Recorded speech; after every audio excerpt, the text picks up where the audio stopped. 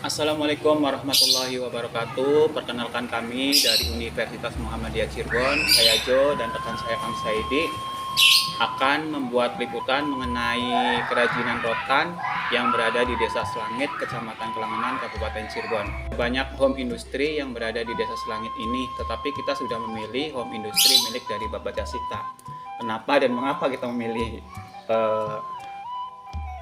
punya Bapak Jasita? Karena di rumah di tempatnya Bapak Jasita itu mempunyai surprise kejutan yang nanti bisa membuat teman-teman menambah inspirasi, senam muka gitu. Untuk lebih jelasnya kita menuju ke sana aja gimana? Ayo kita come on. Oke. Ya.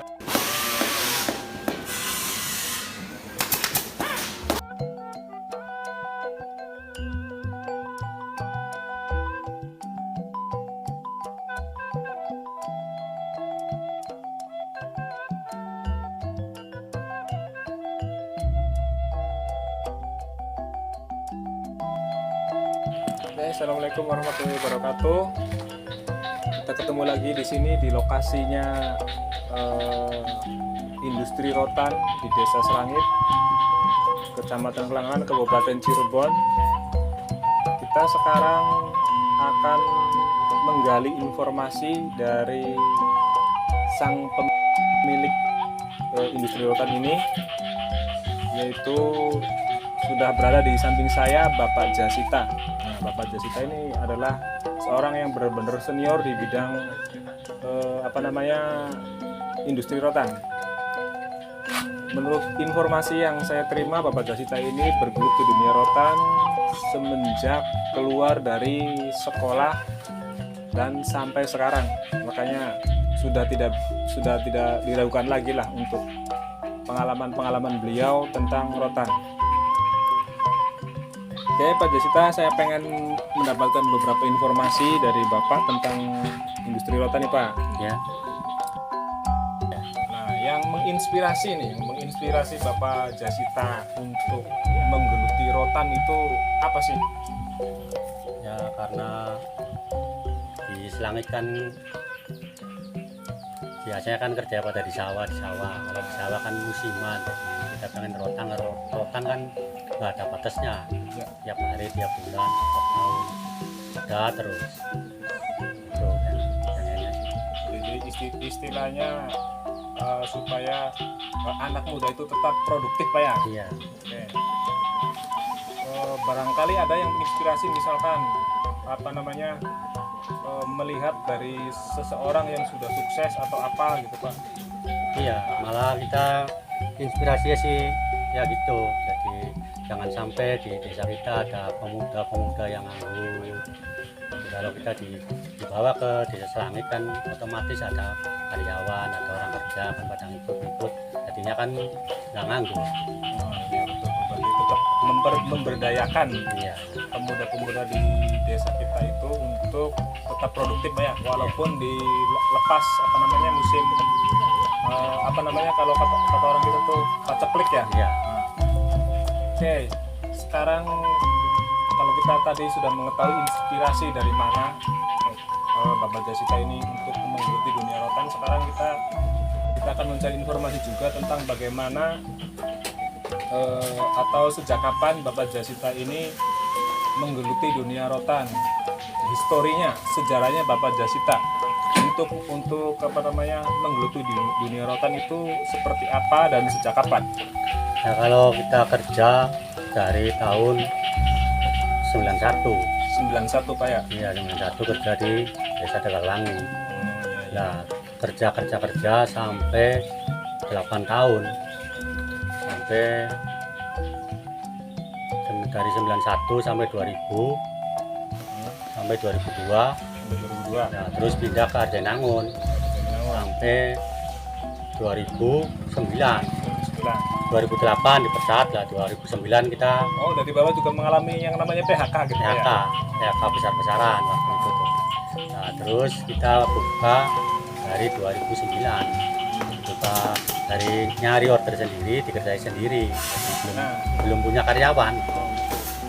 awal modal permodalan itu Pak dari mana? Ya modalnya dari karo rotan, kita ngambil order itu biasanya dikasih, bahannya dikasih, ordernya dikasih, lah kita tinggal tenaganya aja.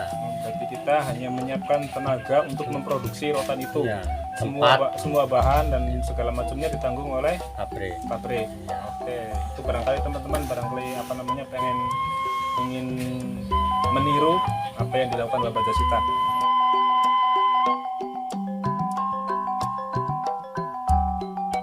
Sekarang yang ingin saya tanyakan lagi nih Pak, Ya.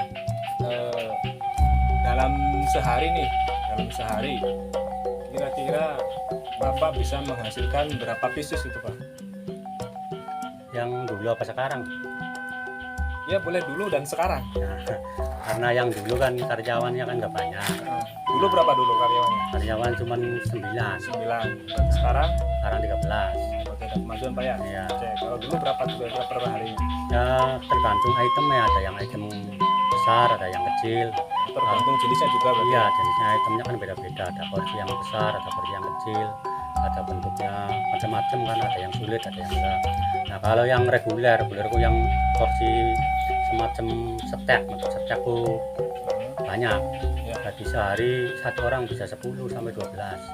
Kira-kira mereka mendapatkan kalau boleh tahu nih Pak, mendapatkan upah dari hasil kerja dalam sehari itu kira-kira standarisasinya berapa itu?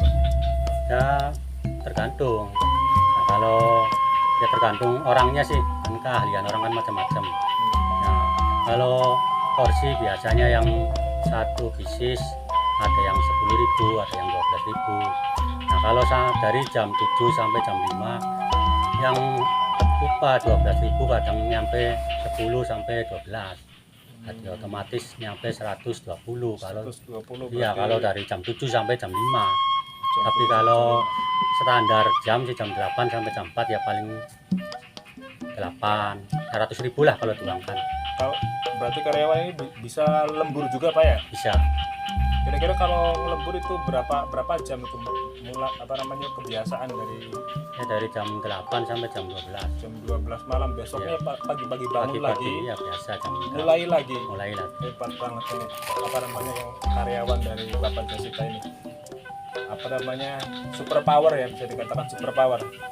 Dan selanjutnya itu kan Ya. nah bahan-bahannya yang kalau yang kemarin itu kan Bapak mendapatkan dari pabrik semua dan kalau sekarang seperti apa Pak? Ya macam-macam sih. Kalau pabrik ada yang sistemnya kan namanya kita dikasih order, terus kan dari item-item tersebut kan ada kontraknya. Sistem kontrak macam-macam aturan pabrik, ada yang ngasih bahan, ada yang ngasih DP, ada yang enggak sama sekali, sistemnya jual beli. Jadi setiap pabrik beda-beda aturannya. Nah biasanya mendapatkan order tersebut dari berapa pabrik itu Pak? Hanya matok pada satu pabrik atau beberapa pabrik yang berbeda? Ya berbeda. Kalau sekarang yang kita lakukan ada 6 pabrik. Ada 6 pabrik. Yang sekarang. Berarti misalkan dari yang satu ngasih order A, yang satu ngasih Iya order B. beda. Berarti ordernya tetap berjalan Pak ya? Jalan terus. Oke, mantap.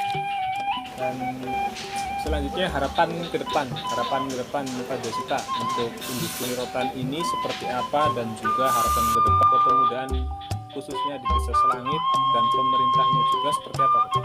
Ya kalau kita harapan kita sih kalau di Desa Selangit itu jangan kayak seperti dulu. Acuannya kan hanya di sawah nanam padi kalau padi kan musiman.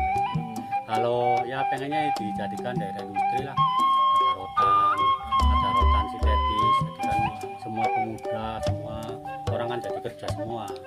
Otomatis kita kan kehidupan kita kan lebih maju. Ya, menyumbang PAD juga Pak ya? Iya. Untuk untuk pemerintah desa. Bisa.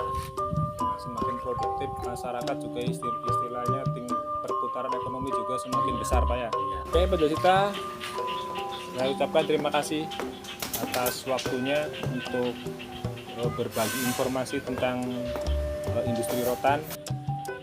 Dan teman-teman dapat saya simpulkan di sini bahwa industri rotan di Desa Selangit itu diinspirasi dari banyaknya pemuda agar tidak menganggur, agar produktif pemuda-pemuda yang ada di Desa Selangit ini khususnya.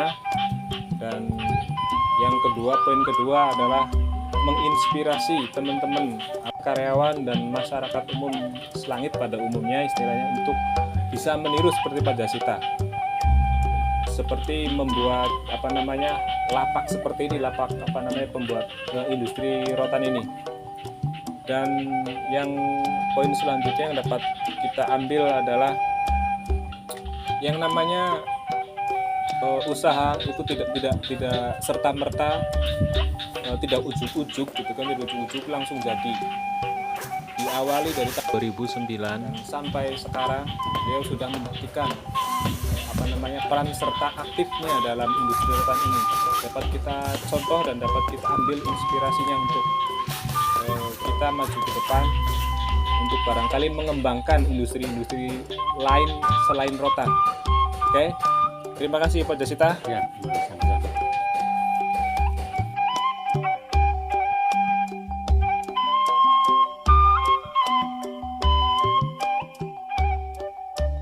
Kerajinan rotan adalah salah satu kerajinan yang berada di kota Cirebon. Pada tahun 1991 sampai tahun 2008, Bapak Jasita memulai bekerja di industri rotan. Dan pada tahun 2009, Pak Jasita memulai membuka pekerjaan ini.